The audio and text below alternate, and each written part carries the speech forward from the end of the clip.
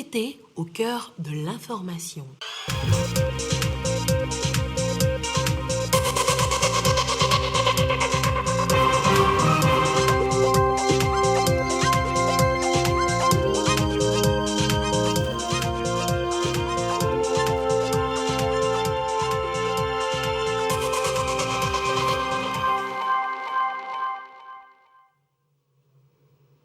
L'actualité ce samedi est marquée par les activités de l'OTR, bilan et orientation sur le management de l'Office togolais des recettes. De nouvelles perspectives ont été définies pour une meilleure mobilisation des recettes et taxes pour les 6 mois à venir. C'est parti pour la campagne de vaccination des petits ruminants et de la volaille à travers le pays. Elle a été lancée à Kunguyo, dans la Kouza, par le ministère en charge de l'élevage. Et puis, suite des assises à la cour d'appel de Lomé, consacrées hier à des faits d'assassinat dans la préfecture d'Anié, les 2 principaux accusés ont été condamnés à 20 ans de réclusion criminelle et le 3e à 36 mois pour non-dénonciation. Voilà pour les titres. Bonsoir à toutes et à tous. L'OTR, l'Office togolais des recettes, a passé en revue ses activités du premier semestre de l'année. L'occasion de définir de nouvelles perspectives pour une meilleure mobilisation des recettes et taxes pour les 6 prochains mois. Isaka Aruna, reportage présenté par Yata Aratem. Après 40 ans en début d'année, voici le tour de Lomé. Ici, commissaire, chef bureau, chef division, chef section de l'Office togolais des recettes OTR font le bilan des activités du premier semestre de l'année 2021.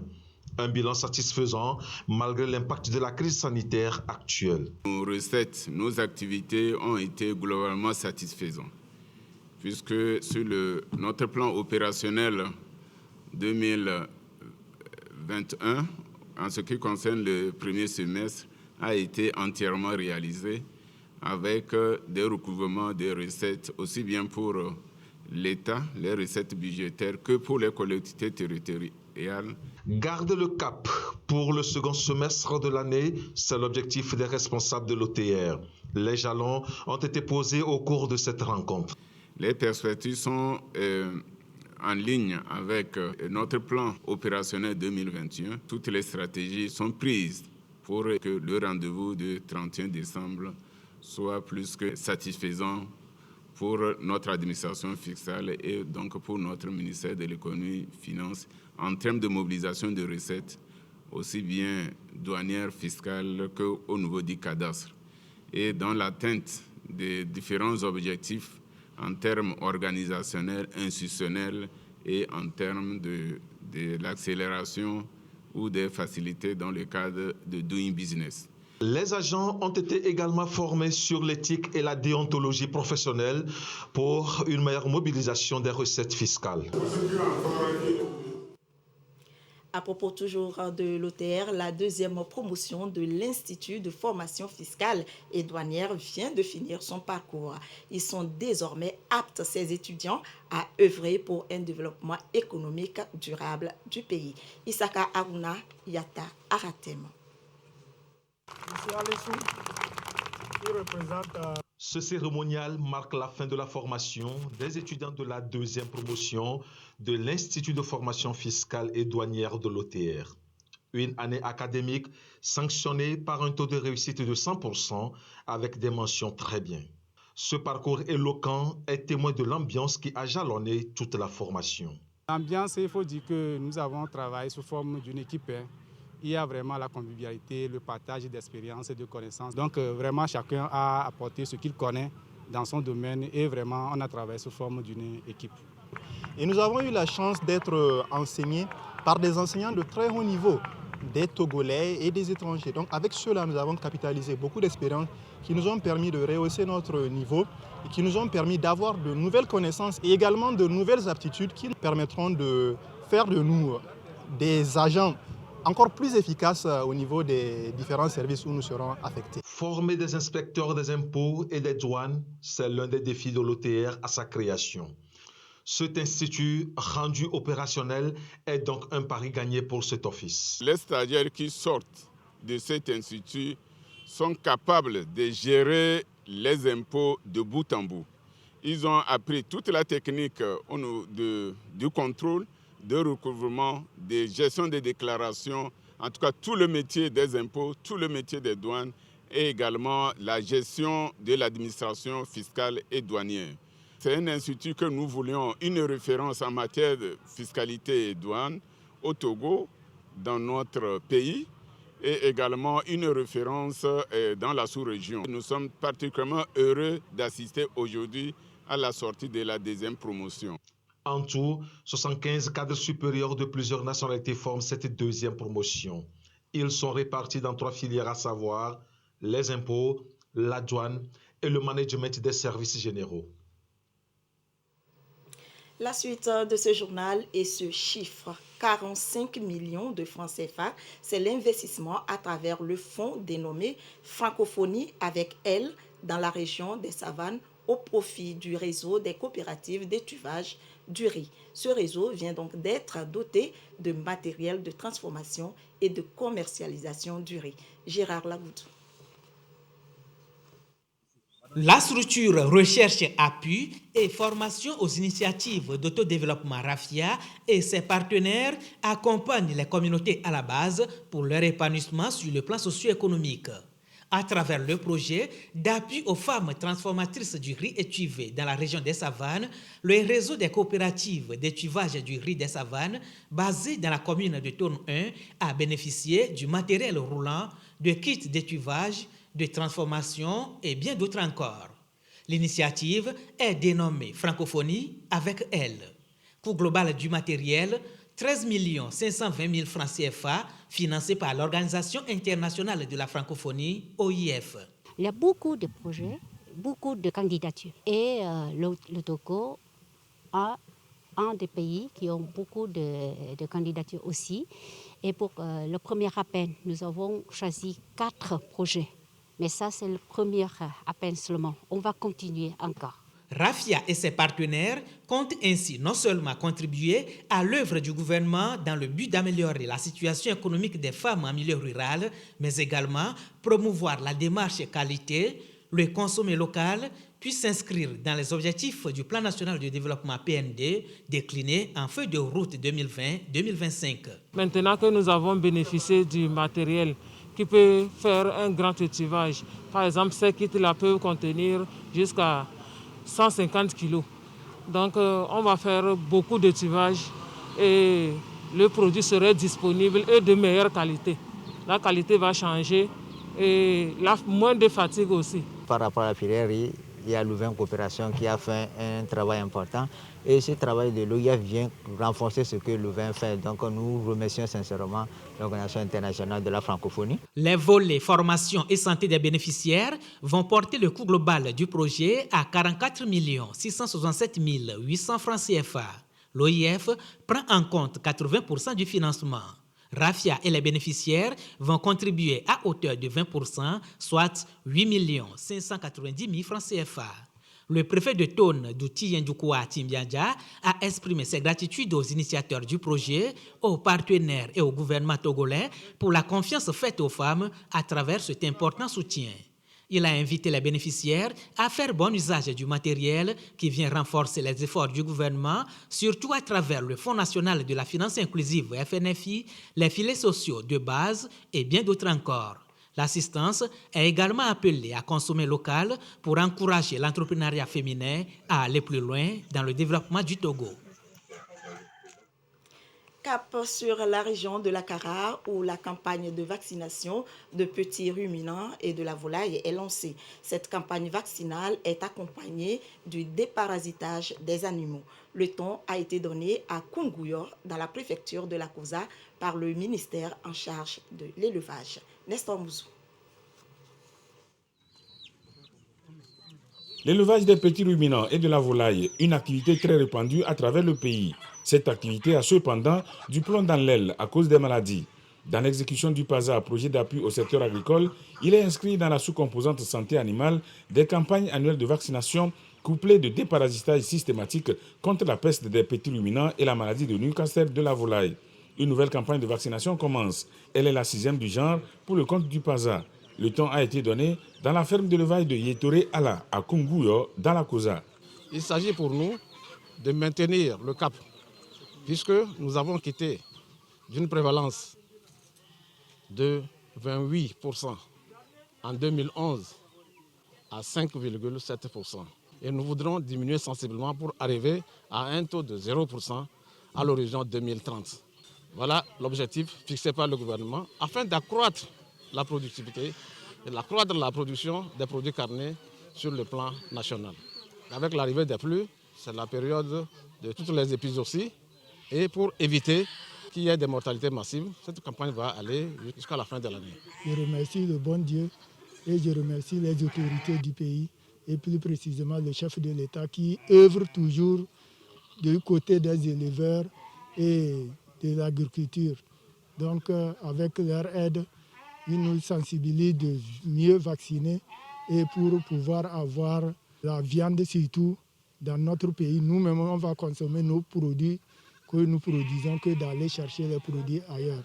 Pour pérenniser les acquis des campagnes antérieures d'une part et affirmer la volonté de l'État de lutter contre la peste des petits ruminants et la maladie de Newcastle de la volaille jusqu'à leur éradication d'autre part, une nouvelle stratégie basée sur des contrats acteurs a été envisagée afin de garantir la continuité des campagnes de vaccination après la clôture du projet PASA.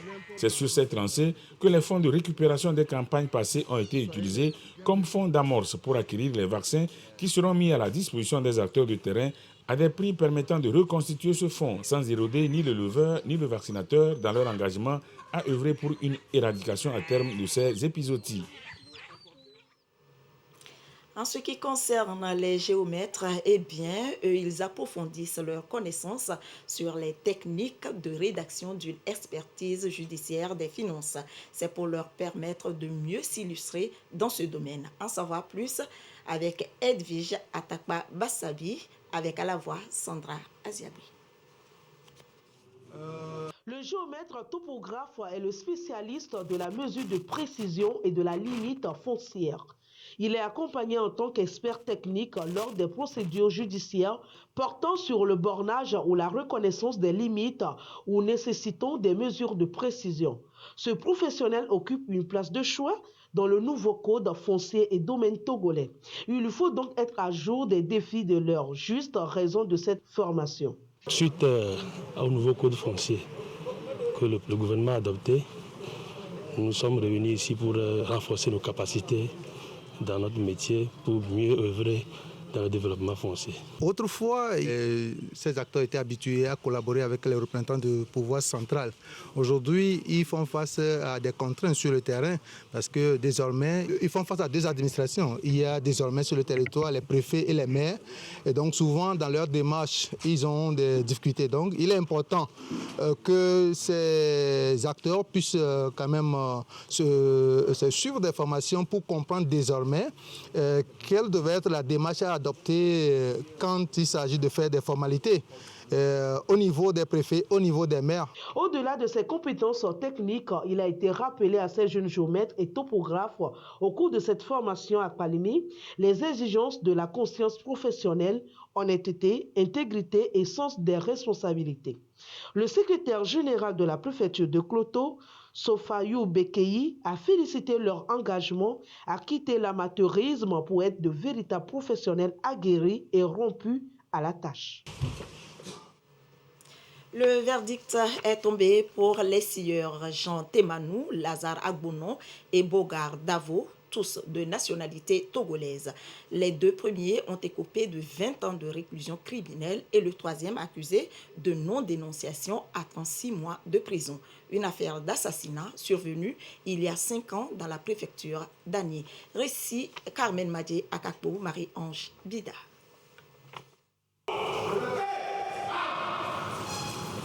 Les sieurs Temanou Jean, Agbonon Lazare et Davo Bogar sont tous de nationalité togolaise, résidents et domiciliés à Atchénédi dans la préfecture d'Agné.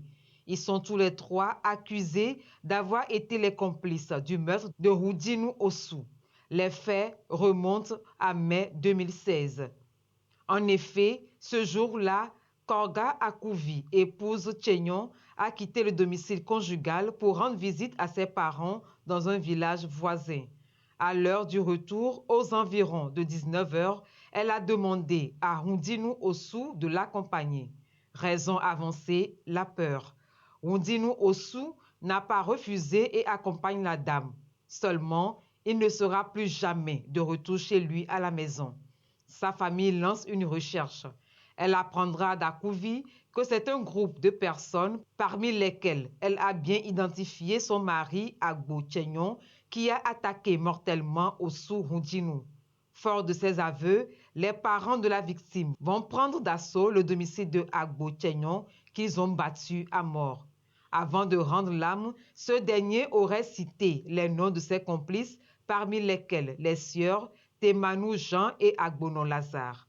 Les nommés Temanou Jean, Agbonon Lazare et Davo Bogar sont donc poursuivis devant la justice. Vu les articles 50, 167, 168 et 512 du nouveau code pénal condamne le nommé Agbonon Lazare à 20 ans de réclusion criminelle, le nommé Temanou Jean à 20 ans de réclusion criminelle, le nommé Davon Boga à 36 mois d'emprisonnement ferme. Condamne par conséquent les nommés Agbonon Lazare et Temanou Jean à lui verser la somme de 10 millions de francs CFA à titre de dommages et intérêts. Avise les condamnés qui disposent d'un délai de 8 jours francs pour se pourvoir en cassation contre le présent arrêt. L'avocat de la défense se dit satisfait du verdict. Ils encouraient une peine de prison de 20 à 50 ans. En fin de compte, ils ont été condamnés chacun à 20 ans d'emprisonnement. J'estime pour ma part que mon travail n'a pas été une chose nulle. Cette affaire d'assassinat a été jugée en 2019, reportée faute de preuves. Le concept participation citoyenne était au cœur d'une rencontre à Lomé, une initiative de la fêtière des communes du Togo avec l'appui du programme décentralisation et gouvernance locale. Objectif, promouvoir le développement communal au Togo. Les détails avec Colette Matimé et Abidé Niassimbi. Participation citoyenne à la gestion locale, c'est la trame de 3 documents élaborés pour informer les populations sur le fonctionnement de leur commune. Ce sont des guides conçus pour les amener à s'impliquer activement dans les affaires de la cité. Mais avant, les supports sont soumis aux décideurs des collectivités territoriales pour leur appropriation. D'où viennent ces guides? Ils ont été compilés au fil de la pratique par le programme décentralisation et gouvernance locale qui accompagne déjà un certain nombre de communes dans notre pays. Et donc cette pratique, notamment sur le volet essentiel de la participation citoyenne, a donné naissance au guide du citoyen, au guide du contrôle citoyen et de l'action publique et au guide méthodologique du bureau du citoyen. À ce stade, il s'agit pour nous, au niveau de la fêtière des communes du Togo, d'abord d'en imprégner les acteurs institutionnels, qui sont donc les élus, les conseils municipaux, maires et conseillers municipaux. Il faut d'abord que les élus en soient convaincus et imprégnés et il faut qu'ils en fassent la diffusion parce que ce sont des choses dont nous avons besoin simplement pour respecter la loi. Alors après cette étape, c'est qu'il y ait un pas en avant dans l'imprégnation par la traduction dans nos différents dialectes. Les enjeux de ces guides restent capitaux pour un développement harmonieux et durable. Les 3 guides reflètent en principe les éléments clés pour un succès du processus de la décentralisation, du succès de la vie communale. Que les citoyennes et les citoyens participent activement à la vie communale. Ce n'est pas seulement pour voter une fois et laisser les choses aux gouvernants, mais de rester active avec, bien sûr, les contributions, avec les idées, mais aussi avec les éléments du contrôle. Ils sont une 50aine à prendre part à cette rencontre. Après l'étape maritime, la vulgarisation des 10 documents s'étendra aux régions des savanes, Kara et Centrale. Dans le reste de l'actualité, en République démocratique du Congo, un séisme de magnitude 4 sur l'échelle de Richter a secoué la ville de Goma, capitale du Nord Kivu.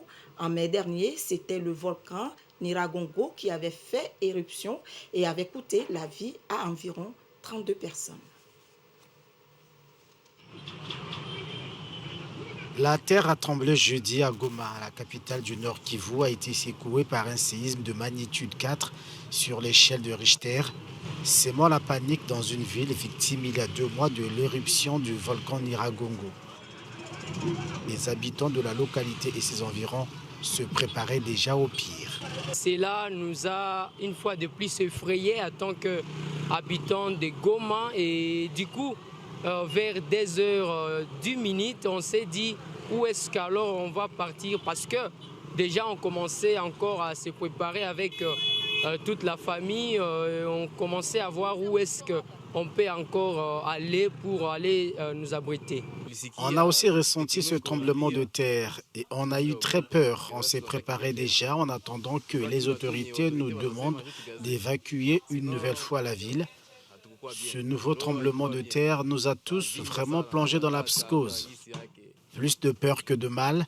Le même jour, dans la soirée, l'observatoire volcanologique de Goma tentait de rassurer les populations en détresse.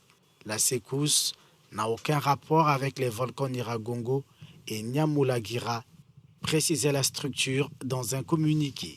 Nous suivons très près de la situation, raison pour laquelle on a fait ces communiqués pour rassurer la population, leur dire que c'est un séisme qui est tectonique, mais ce n'est pas vraiment d'origine volcanique et que pour les volcans, pour le moment, nous n'avons pas beaucoup de craintes que la population puisse vivre avec ces tremblements de terre et les volcans, mais nous devons toujours être vigilants. L'éruption du Nyiragongo en mai a fait au moins 32 morts et de milliers de sans-abri. Par contre, ailleurs sur l'île espagnole de Lanzarote, c'est une bonne nouvelle. Après une éruption volcanique, la zone est désormais la plus fertile de l'île. Personne n'aurait pu alors imaginer que cette terre connaîtrait une seconde vie en devenant un lieu propice à la viticulture. Au XVIIIe siècle, l'île espagnole de Lanzarote a subi une éruption volcanique qui a recouvert de noir la zone la plus fertile. Personne n'aurait pu alors imaginer que ces terres connaîtraient une seconde vie en devenant propices à la viticulture. Nos ancêtres ont creusé et c'est là qu'ils ont planté les vignes, explique le président des vins de Lanzarote, une appellation d'origine protégée. Cette année, 1500 tonnes de raisins devraient être récoltées, en grande partie dans la vallée viticole de la Jeria. Et comme l'explique ce responsable des vins de Lanzarote, tout se fait à pied et sans machine.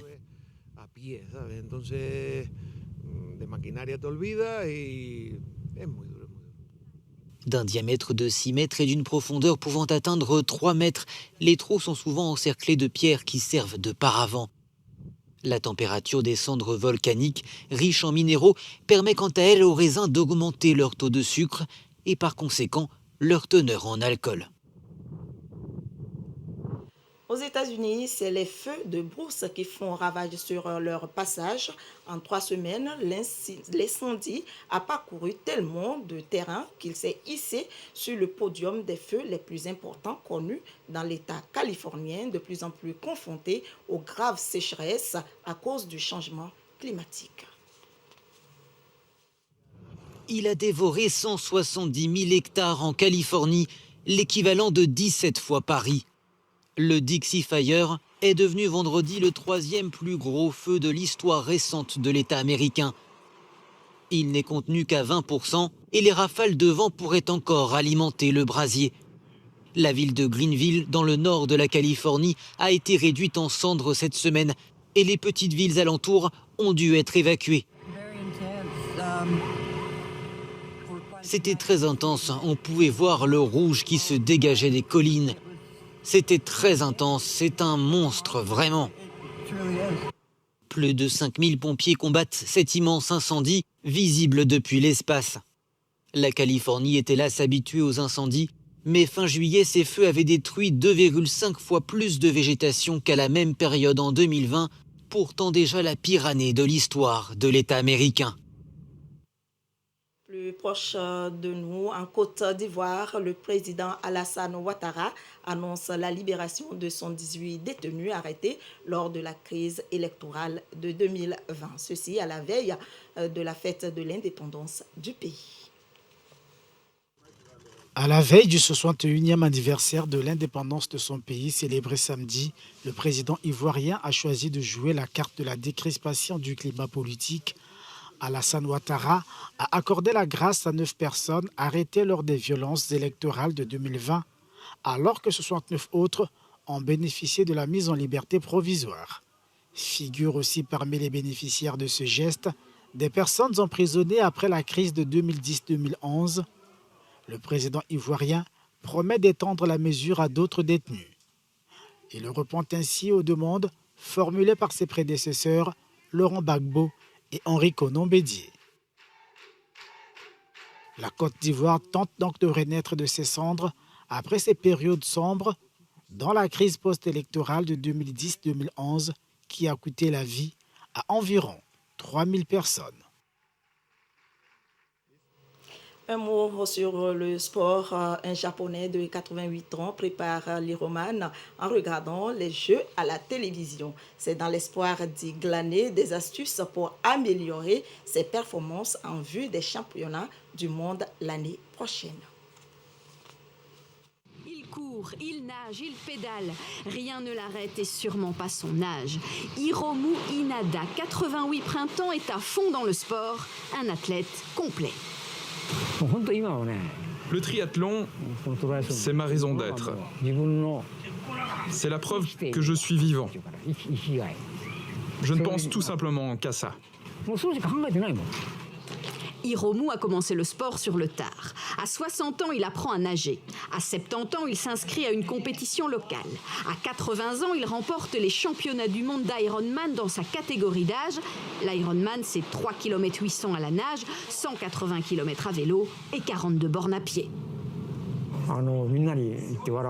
Ça fait bien rire tout le monde. Mais j'ai tendance à dire que je vis aujourd'hui une seconde jeunesse. Le simple fait d'être en action me rend heureux. C'est un bonheur de vivre, d'autant plus à mon âge. Le sportif senior a une technique bien à lui pour améliorer son chrono. Regarder toutes les compétitions à la télévision, espionner comment les grands champions s'entraînent. Je regarde notamment comment les athlètes utilisent leurs jambes sur le vélo.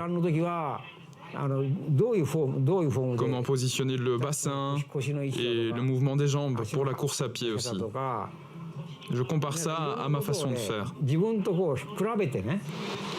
Le prochain objectif de Papi Inada, un deuxième titre de champion du monde pour fêter dignement ses 90 ans.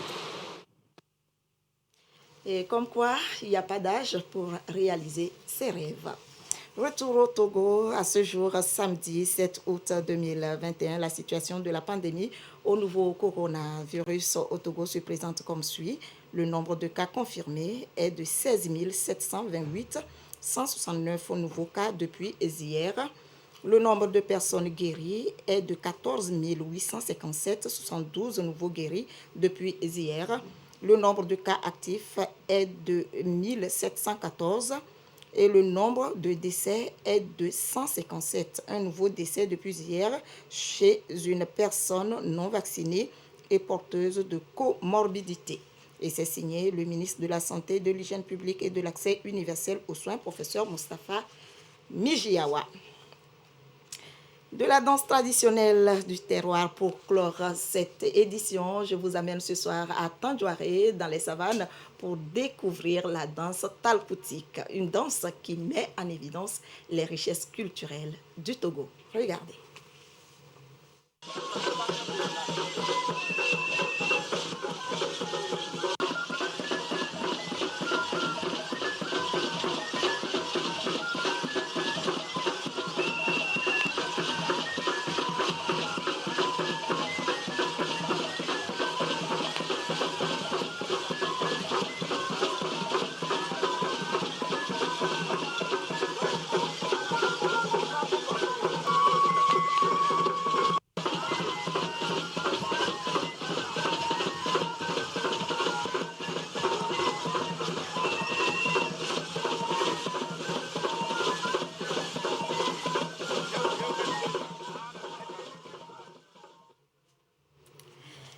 la fin de ce journal. Merci de nous avoir suivis. L'édition de 22h30 sera présentée par Abidé Nyassingbe.